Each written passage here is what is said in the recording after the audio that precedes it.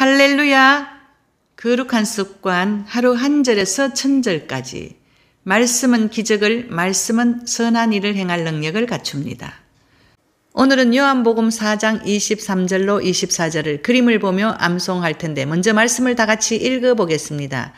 아버지께 참되게 예배하는 자들은 영과 진리로 예배할 때가 오나니 곧 이때라. 아버지께서는 자기에게 이렇게 예배하는 자들을 찾으시느니라. 하나님은 영이시니 예배하는 자가 영과 진리로 예배할지니라. 요한복음 4장 23절로 24절은 본문은 유대인과 사마리아인이 예배의 처소에 대해 잘못 이해하고 있는 부분에 대해 예수님께서 참 예배에 대해서 가르쳐주고 있는 장면입니다.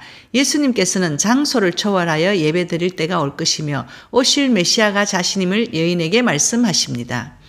요한복음 4장 23절로 24절을 암송하는 저와 여러분은 영과 진리로 예배하기를 소망하며 암송해 보겠습니다. 먼저 그림을 보며 그림의 포인트를 설명하겠습니다. 아버지께 참되게 예배하는 자들은 영과 진리로 시계를 그렸습니다. 예배할 때가 오나니 곧 이때라. 아버지가 눈을 들어 예배하는 자들을 찾고 계십니다. 아버지께서는 자기에게 이렇게 예배하는 자들을 찾으시느니라.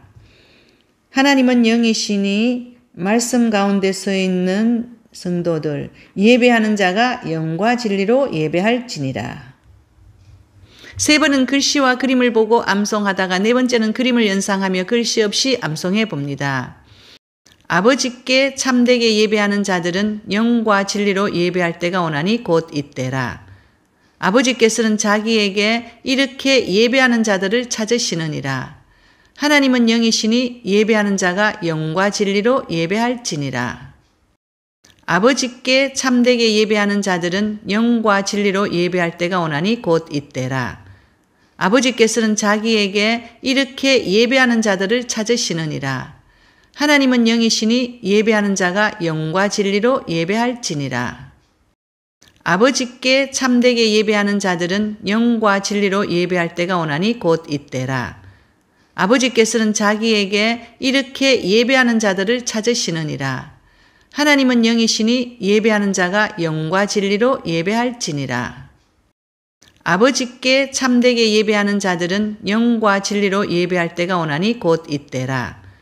아버지께서는 자기에게 이렇게 예배하는 자들을 찾으시느니라. 하나님은 영이시니 예배하는 자가 영과 진리로 예배할지니라. 아버지께 참되게 예배하는 자들은 영과 진리로 예배할 때가 오나니 곧 이때라. 아버지께서는 자기에게 이렇게 예배하는 자들을 찾으시느니라. 하나님은 영이시니 예배하는 자가 영과 진리로 예배할지니라. 23절 아버지께 참되게 예배하는 자들은 영과 진리로 예배할 때가 오나니 곧 이때라. 아버지께서는 자기에게 이렇게 예배하는 자들을 찾으시느니라. 형식적인 예배에 치중한 유대인들을 향해 하나님께 예배하되 하나님께 진실된 감사와 기도로서 예배할 것을 요청합니다.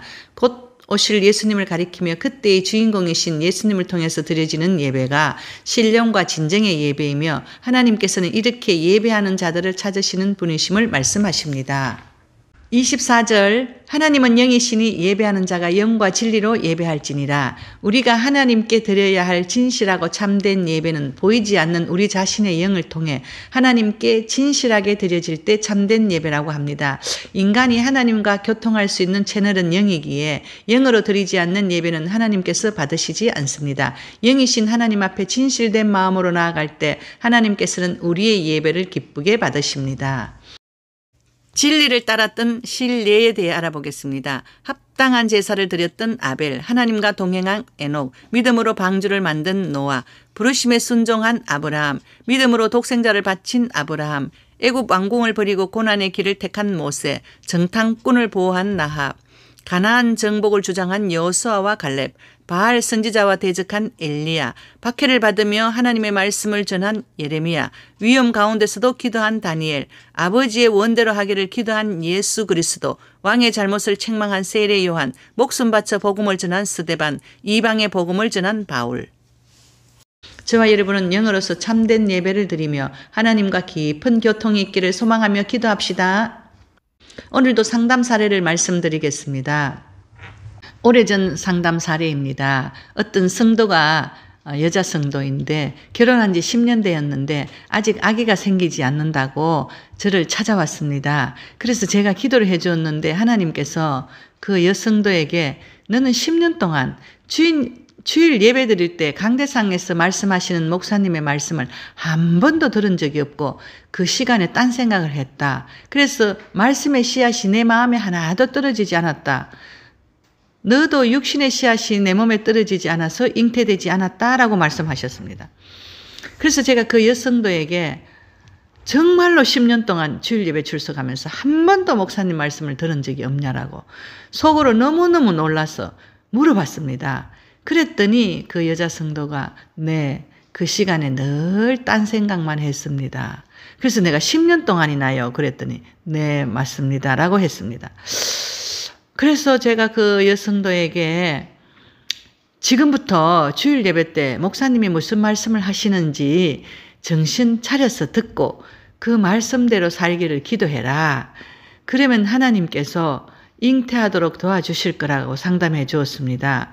하나님께서는 말씀의 씨앗이 떨어져서 말씀대로 살 때 예수님을 영접한 저와 여러분들에게 그 여자 성도들에게 천국의 소망이 있는 것을 알려주기 위해서 그 여성도에게 아직도 잉태를 되지 않게 하소. 그 여성도가 그것 때문에 기도하다가 하나님 만나기를 하나님이 원하시는 그 사랑의 마음을 제가 깨달아졌습니다. 그랬더니 그 여자 성도에게 그 말을 제가 설명도 하고 같이 대화도 하면서 하나님의 마음을 설명해 주었더니 그 여성도가 저도 이제부터 말씀도 읽고 기도도 하면서 주일에 목사님이 무슨 말씀하는지 잘 듣고 그대로 살기를 소망하며 기도하겠습니다. 라고 고백하며 결단하며 돌아갔습니다. 감사합니다. 치유와 기도 응답의 최고인 말씀 암송을 사랑해요. 샬롬.